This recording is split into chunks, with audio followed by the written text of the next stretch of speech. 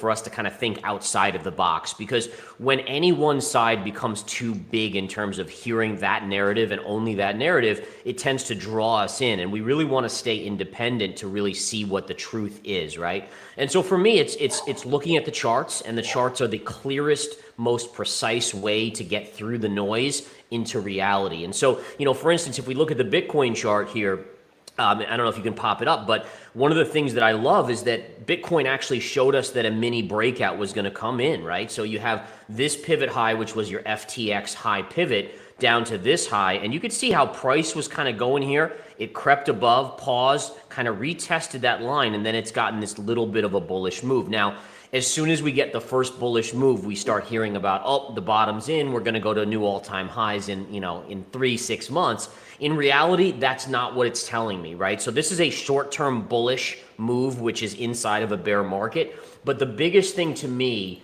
is this high pivot right from the FTX collapse. So if price were to get above that, like let's say we do have an incredible bull run and we take out this psychologically significant high, which was when FTX collapsed, then to me, now you can talk about the potential for a low is in and maybe a new bull market is on the verge. But as long as we're inside of this is a classic bear flag pattern, right? So, you basically take the drop and this inside chop, and that's bearish overall. So again, it's just the purity of the charts where you can have these little intra-bear market rallies, but until significant pinpoint levels are taken out, you have to be in the camp that we're still in a bear market. That means Bitcoin and crypto is vulnerable for more downside, and you want to be protective against that.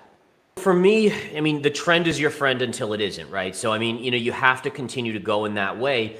As traders, we just have to be very aware of when the trend changes. So for me, if price were to eclipse this big move down, that would be a potential trend change for me. But for me, there's a couple things that I worry about with Bitcoin and why maybe it hasn't quite bottomed yet.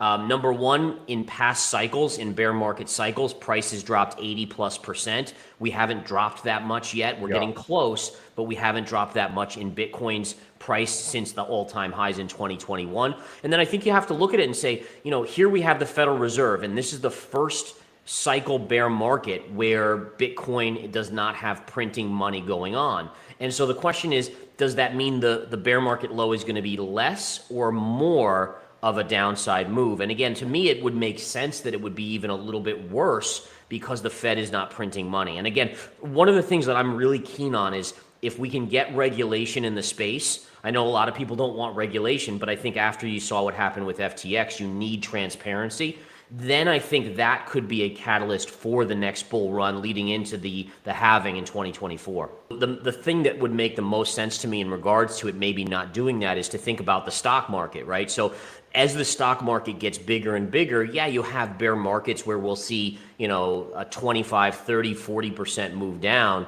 But the more mature, the more investors that a market has, the corrections are usually smaller.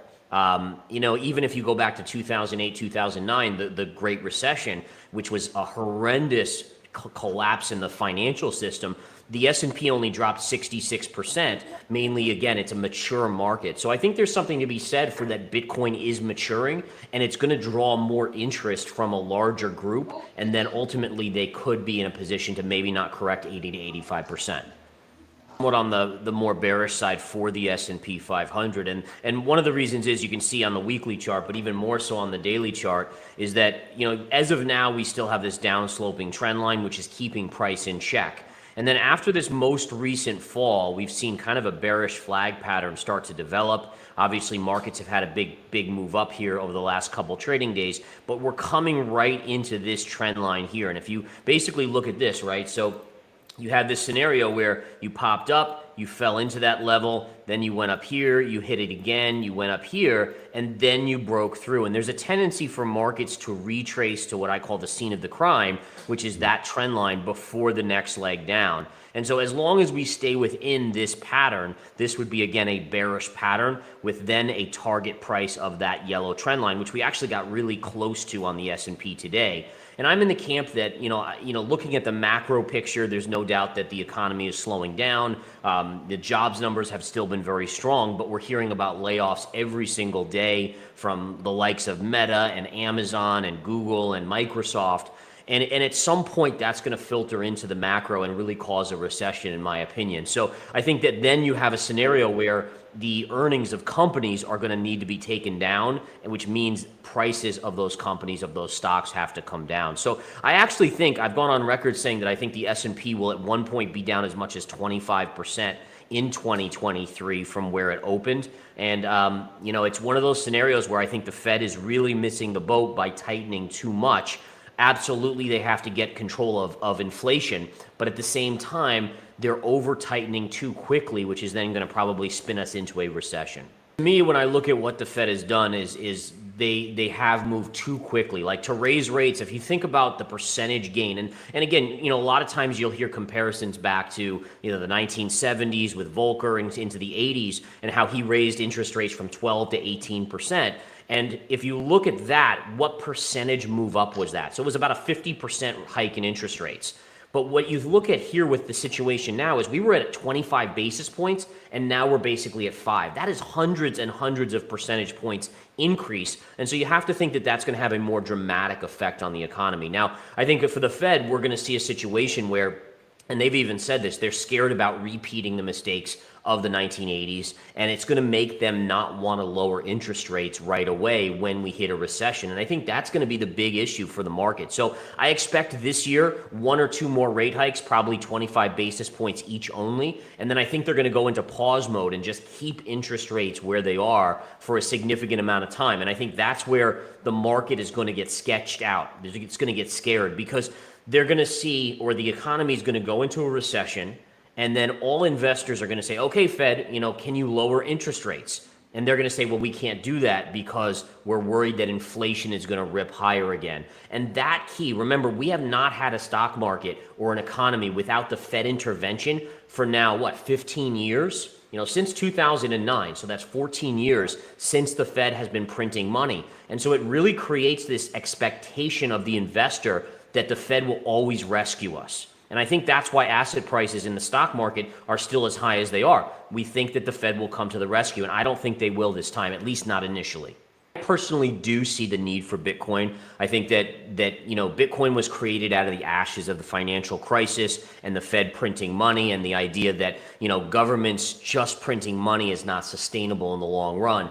And I do think that even though the Fed is being resistant to lowering rates and doing stimulus, there will be a point where the economy gets so bad that the Fed will have to print again. And again, the idea hopefully is inflation is low enough where it doesn't make inflation go into some sort of hyperdrive. But I do think that that's the reason Bitcoin has been created, is to be that digital gold. Well, maybe it wasn't created initially as the digital gold, but I do think it is going to become that. And I do think there's a need. I mean, if you look at various countries, third world countries, the way that so many of their citizens are now using Bitcoin, that's the need there. For me in the US, the reason I hold some Bitcoin is for the idea that the dollar will eventually be printed and no longer be the reserve currency of the world. And so it gives me a store of value versus the US dollar. So I do think that either way, even through this nasty bear market, Bitcoin will survive. I think a lot of the alts won't survive. Maybe the top 20 will, but I think for the most part, you'll see a big cleansing of the crypto markets. I'm in that camp too. That's one of the things that bothers me about people calling the low of Bitcoin or the low in the crypto markets here, is that you haven't seen a cleansing. And the answer, you have to say, how do thousands and thousands of coins survive in this environment? And I just don't think that that's a true flush out. Like, if you look at the .com era, there were a ton of .coms, and by the way, the .com era, as it was the same kind of thought process. You had so much money rushing into these things. They were penny stocks that became $1, then became $10, then $50 stocks, really with no reasoning behind. There was no fundamental reason behind. You could argue that they were shit coins, right? I mean, they were essentially the same thing. And so when the .com bubble collapsed, many of those went bankrupt. Some got bought out, but it really was a consolidation to a point where you had a few mega players that survived and everything else went out of the industry. And I think that's where we are right now. For me, I'm looking at this and I'm saying, This doesn't strike me as a bottom. I don't see the fear and panic in the crypto markets right now amongst retail investors that tells me there is a bottom yet. So yes, you can have bull market rallies within a bear market, but to me, it just can't be, it likely shouldn't be the low just yet.